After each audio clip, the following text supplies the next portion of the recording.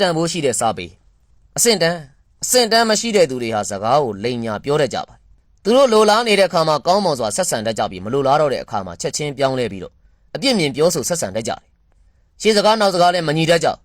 သူ့ဘက်တစ်ဖက်ထဲဥသာကြည်မြင်နေရကြပြီးတော့သူများတစ်ဖက်သားအပေါ်မှာအမြဲအပြစ်မြင်ပြောဆိုနေတတ်ကြတယ်ဒီလိုလူတွေဟာအမြဲတမ်းညှင်းခုန်ပြီးအမားတွေကိုသာပြောတတ်လေရှိ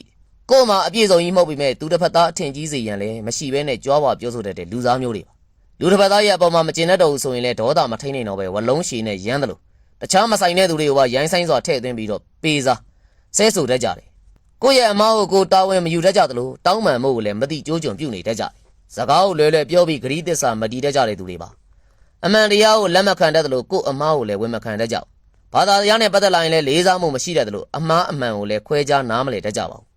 သူတစ်ပါးရဲ့ပြေဆုံးမှုကိုမနာလိုစိတ်ထားပြီးတော့ပြိုင်ဆိုင်တတ်ပါတယ်ကိုချင်းသိက္ခာအိမ်လိုတွေမရှိသလိုဖောက်လဲဖောက်ပြန်စိတ်ထားရှိတဲ့လူသားမျိုးပါ